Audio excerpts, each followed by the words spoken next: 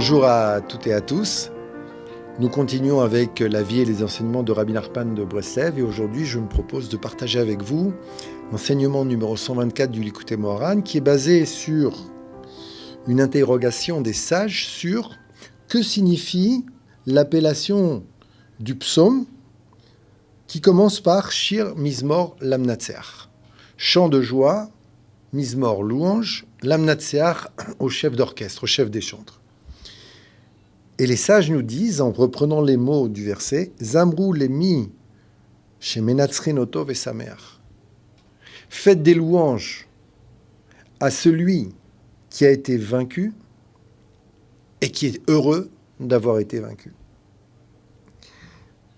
Zamrou fait des louanges pour le mot Mizmor. À celui qui a été vaincu, Menatzrin pour l'Amnatseach. Et Sameach pour Shir, le chant de joie, le chant de Simcha. Alors là-bas, on nous dit la chose suivante. On nous dit, regarde comme Dieu est différent de l'être humain. Lorsque l'être humain perd, il est triste. Mais Dieu, lui, lorsqu'il perd, il est heureux. Et on nous ramène l'histoire où Dieu dit à Moshe Rabbeinu qu'il a décidé de détruire le peuple d'Israël après la faute du veau d'or et que Moshe Rabbeinu réussit à convaincre Dieu de ne pas le détruire. À ce moment-là, Dieu est vaincu. Et Dieu est content d'être vaincu. Il y a d'autres histoires dans la Gemara où on nous voit qu'à un moment, il y a une voix du ciel qui sort et qui dit « La loi, elle est comme Rabbi Eliezer ». Et les sages disent « La loi, elle ne vient pas du ciel ». La majorité, c'est nous, et nous, on dit que c'est comme ça la loi, même s'il y a une voix du ciel qui nous dit le contraire. Et Dieu a dit « Mes enfants m'ont vaincu, mes enfants m'ont vaincu ». Et sur ces épisodes où Dieu est heureux d'être vaincu, Rabbi Nachman nous dit la chose suivante, que lorsqu'on parle à Dieu, et qu'on arrive devant lui, qu'on s'explique et qu'on a des demandes et des arguments, c'est comme si on voulait vaincre Dieu, les Natseach, vaincre Dieu. Ce qui sous-entend en vérité que on pourrait presque dire que la prière, c'est un manque de foi. Parce que si la foi, c'est l'acceptation que tout ce qui se passe est pour le bien et est juste, alors pourquoi est-ce que tu veux changer ces choses-là ? Or, ici, Rabbeinu nous dit, lorsque tu pries Dieu, tu lui demandes de changer la situation dans laquelle tu te trouves, tu veux le vaincre. Parce que la situation dans laquelle tu te trouves, c'est la meilleure situation qui soit pour toi, par rapport à qui tu es, par rapport à ce que tu as fait, par rapport à la manière dont Dieu dirige le monde, etc., etc. Alors pourquoi tu voudrais changer ça ? Donc tu veux vaincre Dieu, convaincre Dieu. Et il nous dit, Akadosh Baruch Hu a un délice de cela.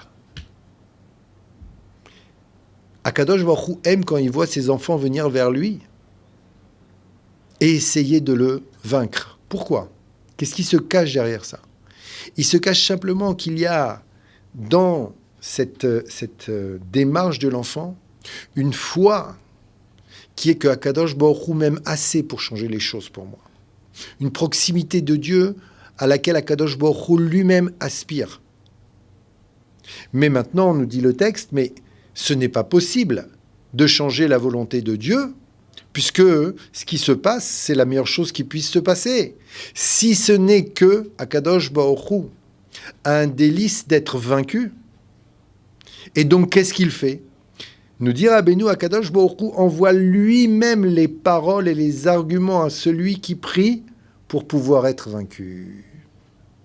Et donc quelqu'un qui prie Hashem Yitbarach, il peut convaincre Hashem Yitbarach avec les arguments que sous forme d'inspiration, Dieu va lui envoyer pour pouvoir être vaincu lui-même, être convaincu. Parce que sinon, nous dit Rabbeinu, ce serait impossible de convaincre Hachem de changer une situation, parce qu'Hachem sait exactement ce qu'il fait. Si ce n'est que Dieu nous aime à ce point, d'avoir le plaisir de répondre à nos demandes, même si elles ne sont pas justifiées. Et à tel point que tu peux dire à Dieu, Dieu, je t'en prie, donne-moi les mots pour te convaincre.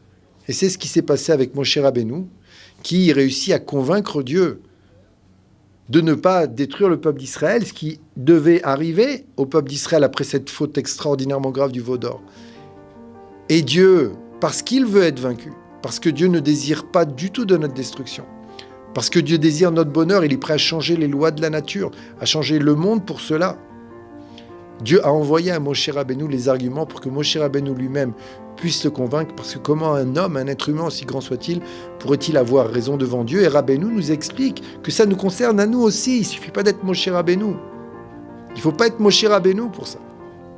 N'importe quel être humain a ce pouvoir-là, parce que Dieu veut le lui donner, parce que Dieu désire répondre à nos prières et à nos demandes, si tant est qu'on ait la foi de savoir et de créer ce lien de proximité. Amen, Ken Yirah Hatzalah.